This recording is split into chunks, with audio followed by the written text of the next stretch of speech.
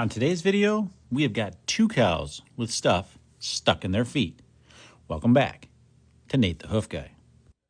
First up is this girl, and I'm not 100% sure what this is, but I do know for certain it doesn't belong here.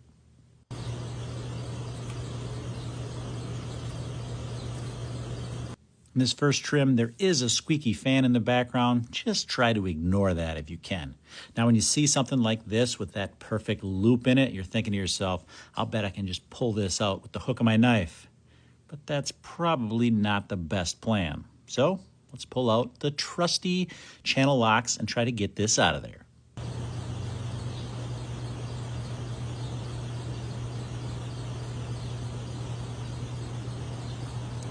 As I mentioned earlier, I'm not exactly sure what this thing is. It's obviously stainless steel, and it's got some twist in it, like maybe a spring of some sort, some type of spring steel. But like I said, I don't know what it is, but it was in there. And it's probably going to be in there quite deep, so we've got to figure out exactly how deep as we trim this down.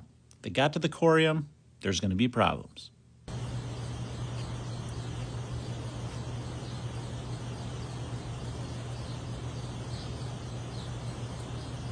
Now, usually when you find a piece of metal in a cow's hoof, you're going to see some oxidation that radiates out from that little hole that you see there. In this case, that was stainless steel, so you don't have that. But you're still going to have that hole that you got to work all the way down to make sure that it doesn't get to the corium. So we're going to pare this away all the way down, and hopefully, if we're lucky, it didn't go all the way through.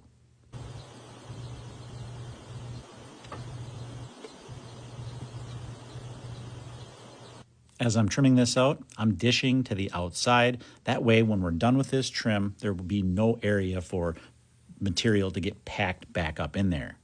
And it looks like we got lucky. That spring or whatever that piece of steel was didn't get all the way through, but she still does need a hoof trim. So we're going to get this trimmed up, and then we're going to let her go.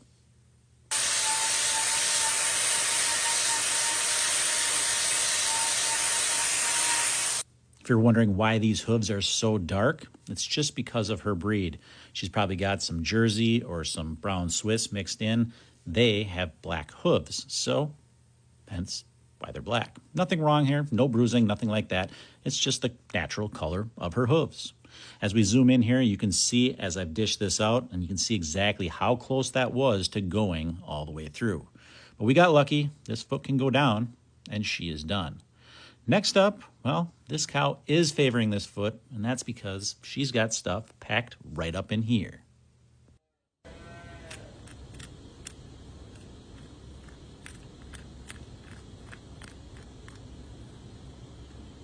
Well, you can probably tell just by the sound that my knife makes working through there what we're dealing with here. Yep, we got a whole bunch of rocks packed up in there, and it seems like one of them has caused a problem.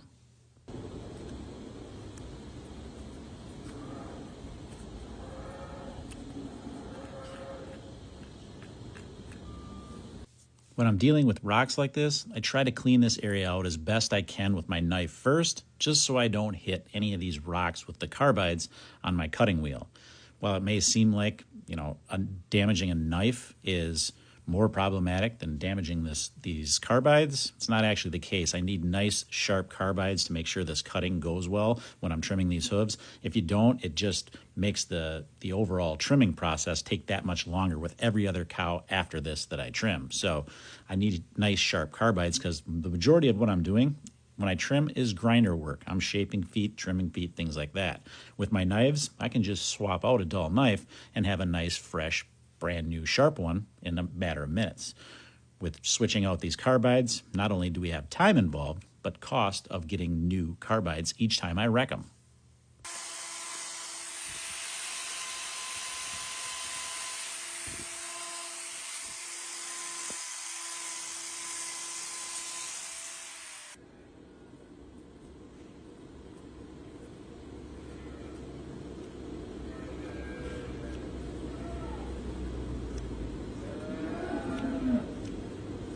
Here you can see what those rocks do when they get trapped inside a sole. You'll notice I've got that sole trimmed nice and flat all the way around that, and yet in this area, those rocks have created a larger hole, worked their way down in there, removing hoof horn as they go.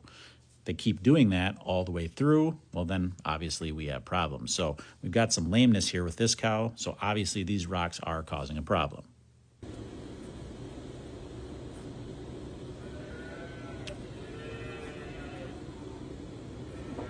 You can hear all our hungry little baby calves in the background. It's morning, it's feeding time, and they know it. And just like our kids, when they're hungry, they let you know. What I'm working on here is just working down all the way to the removing any separation, trying to get all the way down to the bottom of this crater, if you want to call it that, where these rocks have dug their way and excavated their way and abraded down in this sole. I'm trying to find the bottom, making sure, trying to look for where they may have punctured through. Like I said, she is showing lameness, so something's going on here. We just have to investigate it. I got to continue to follow any of these dark marks and see if they go to the corium. Now, generally, you'll hear me talk about don't chase marks and if there's no lameness. Well, in this case, there is lameness, so we do follow those marks and try to get to the bottom of them.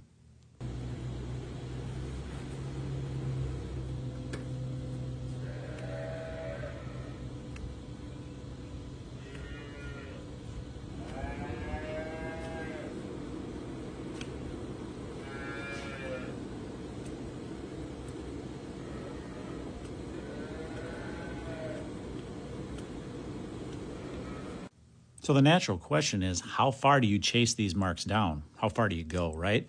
Well, anytime you see a crack in that white line, you need to follow it all the way until it terminates, especially when you're dealing with a case of lameness like this, because ultimately it's probably going to work its way all the way to the corium, so you continue to follow it.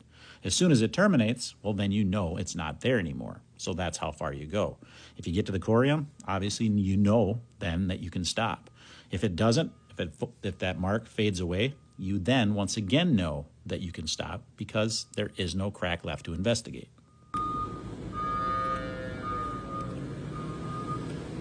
Your dog probably just barked, but no, that's not the UPS guy. That's this guy, loading the feed truck.